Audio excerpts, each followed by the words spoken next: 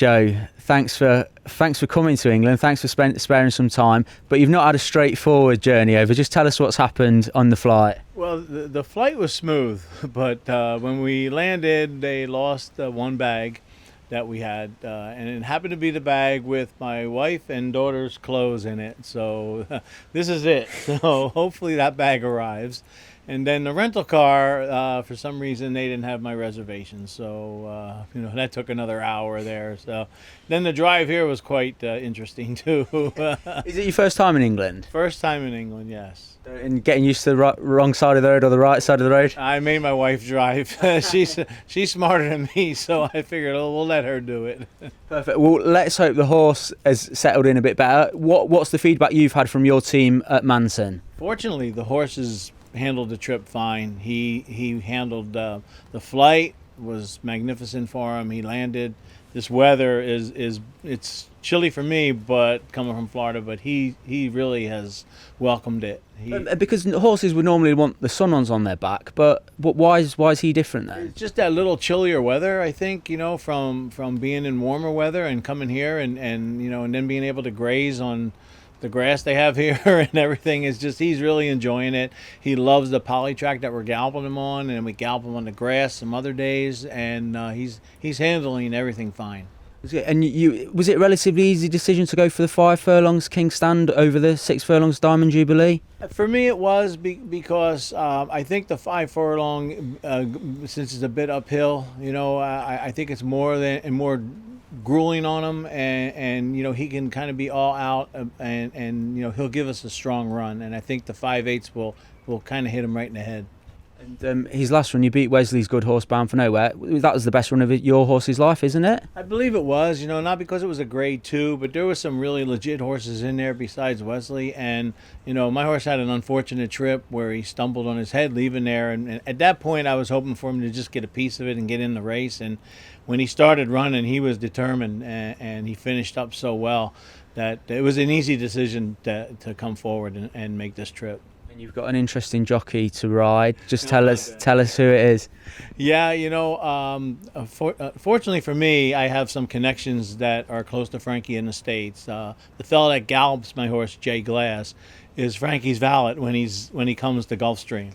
So we had a little connection, and then Wesley's man Cliff is really tight with Frankie too, and. When we had Paco Lopez, obviously, and Paco rode him twice, and he has done nothing wrong on him. But Paco, unfortunately, got some days, and we decided to reach out and try and get Frankie. And Frankie watched the film, and we talked about it, and he accepted the mount. So that was a big plus for us. We're very excited. And I say, you've not brought the Miami weather with you because it's a miserable day in Swindon, but your horse doesn't mind a soft track, does he? No, that's the one thing. My horse doesn't have to take the track with him. He handles a really soft track last year in May at the Preakness, and then he handles a firm turf course like he got at Gulfstream that day. So, he handles just about any surface, and if it's soft, then, we'll deal with it. And have you been able to look at the opposition and sort of determine what chance you think you've got, or how excited are you getting? We're very excited, especially now that we got here. But I know it started with 42, and then it was down to 27.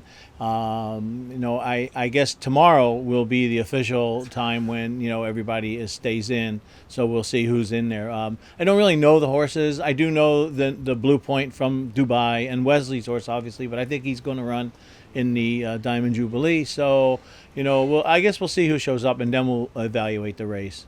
And so a big thing for you, first runner in the UK, first trip. How did it all come about? Why did Joe Orseno arrive to this decision? The owners, Breeze Easy Stable, which is Sam Ross and Mike Hall. Last year, they came for the first time with Shang, Wesley's filly. And they had a magnificent time. They were treated so well. And they said if we could ever go back, we'd want to go back. So when this horse started to shape up and look like a horse that could handle everything that was involved, because it is grueling for a horse to do this, we said, okay, let's try it. So, they kind of pushed me along a little bit, but we mapped out something from the Breeders' Cup, worked backwards, and this fell into our plans pretty well, so we decided to stay with it. And tell us a bit about you, Joe. You've won a Preakness Stakes, you've won some Breeders' Cup races. How many winners? How long have you been training? I've been training 42 years, and I have over 1,800 winners, 11 Grade 1s, and again, yes, we won the Preakness with a horse called Red Bullet. We beat Fusaichi Pegasus that day. That was pretty exciting. And then I won 2 Breeders' Cup races back-to-back with Perfect Sting and Macho Uno. And and then won 4 Eclipse Awards for the Stronachs when I was with them for the 5 years. So we had a great run, and was able to win quite a few big races. And that's a really impressive CV. If you were to win next Tuesday, where would a King's Stand Royal Ascot Group 1 be on that CV? Well, I think I'd have to put it right on top of everything, because it's just international and just the way we did it, and I just not knowing what to expect and coming here and handling everything right, so it would be a big feather in my cap. And you're a big pal of Wesley's. Has he helped you sort of with what to do over here and how to go about things? Wesley's helped me tremendously. The whole team really that Wesley uses with from that IRT with Matt Haig and everybody involved. They do so much for you that they do make it an easier trip, but it's a little strenuous, and it got a little bit tedious for me now and then, but you know what, we handled it okay and it was fine. And it'll all be worth it if you are in that winner's enclosure. Well, we hope so.